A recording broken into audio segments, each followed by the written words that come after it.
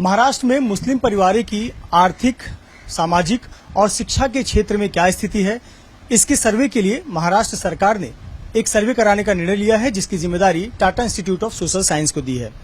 महाराष्ट्र में 1,30,00,000 की आबादी है मुसलमानों की, लेकिन कई रिपोर्ट में सामने आ चुका है कि महाराष्ट्र में मुस्लिम परिवारों की स्थिति उतनी अच्छी नहीं है जितना कि अन्य भारतीय नागरिकों की है।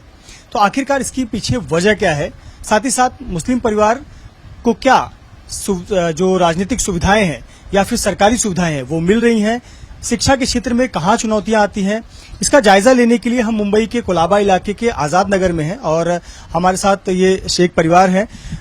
इमरान शेख हमारे साथ हैं, साथ ही साथ उनके परिवार के अन्य सदस्य हैं। इमरान 3 भाई हैं और पूरा परिवार एक साथ आजाद नगर में रहता है। घर में 8 बच्चे हैं जो स्कूल और कॉलेज में पढ़ते हैं। 5 बच्चे स्कूल में पढ़ते हैं, 3 बच्चे कॉलेज में पढ़ते हैं, यानी कि परिवार पर शिक्षा का खर्च बहुत अधिक है। और हमारे साथ इमरान है, उनसे बात करते हैं। इमरान, आपने एक सरकार की एक न्यूज देखी होगी कि महाराष्ट्र सरकार, मौजूदा सरकार एक सर्वे करा रही है कि राज्य में मुस्लिम परिवारों की स्थिति क्या है सामाजिक, आर्थिक और शिक्षा के क्षेत्र में। इस जो सरकार ने कदम उठाया है, इसके बारे में आप क्या सोचते हैं, इसकी जरूरत थी? ये जरूरत थी, मुस्लिम समाज के लिए बहुत जरूरत थी ये सर्वे करने की, क्योंकि मुस्लिम समाज में सब फॉर्म भरते हैं, जो योजना आता है वो फॉर्म भरते हैं, पर मुस्लिम लोगों तक पहुंच नहीं पाती है वो, तो ये सर्वे कराना बहुत जरूरी है। आप क्यों, जब आप यहाँ आजाद नगर में रहते हैं, यहाँ बहुत सारे मुस्लिम परिवार रहते हैं, दूसरे इलाकों में रहते हैं, आप क्या महसूस करते हैं कि यहाँ पे किस प्रकार से नजरअंदाज किया जाता है या यहाँ पे जो सुविधाएं मिलनी चाहिए वो क्यों नहीं मिलती हैं?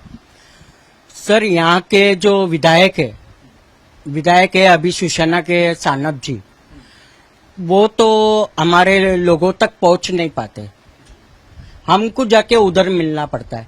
हमारे एमएलए राहुल नार्वेकर है, उनसे भी हमने बोला था कि हमारे को कुछ लोगों को फीस की जरूरत है, ऐसे माइनॉरिटीज के लोग हैं इधर, 3-3 साल के फीस बाकी है, पर आज तक हमारे पे ध्यान नहीं दिए।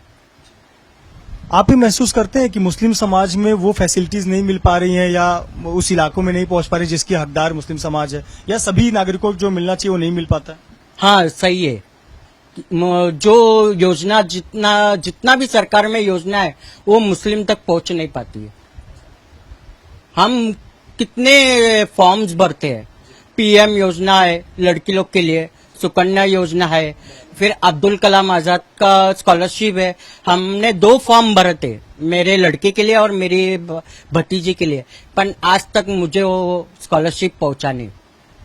बहुत सारी सरकारी योजनाएं हैं, जैसे आप घर लेने जाओ तो आवास योजना आता है, उज्ज्वला योजना महिलाओं के लिए गैस सिलेंडर के लिए आता है, बच्चों के लिए बहुत सारी स्कॉलरशिप है।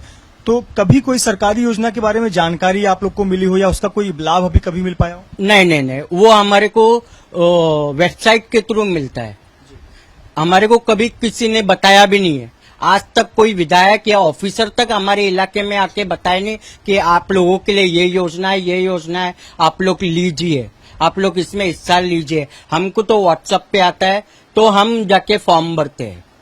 आपके घर में बहुत बच्चे हैं जो स्कूल और कॉलेज जाते हैं, और आज के समय में शिक्षा और खास करके हायर एजुकेशन, तब तो बहुत ज्यादा जेब पे बजट बढ़ जाता है। कभी कोई लाभ, स्कॉलरशिप, बच्चों की फीस माफ हो, ऐसी कोई लाभ मिल पाया है? नहीं, ऐसा कोई भी लाभ नहीं मिल पाया है। कितना मैंने एमएलए राहुल नार्वेकर के यहाँ भी गया था फीस के लिए, और कितने ट्रस्ट में भी गया था। आज तो कोरोना काल के कोविड-19 के बाद आज ट्रस्टों में ट्रस्ट बंद हो गई है। सीधा बोल रहे हैं कि हमारे पास फंड नहीं है, हम अभी फीस नहीं दे सकते।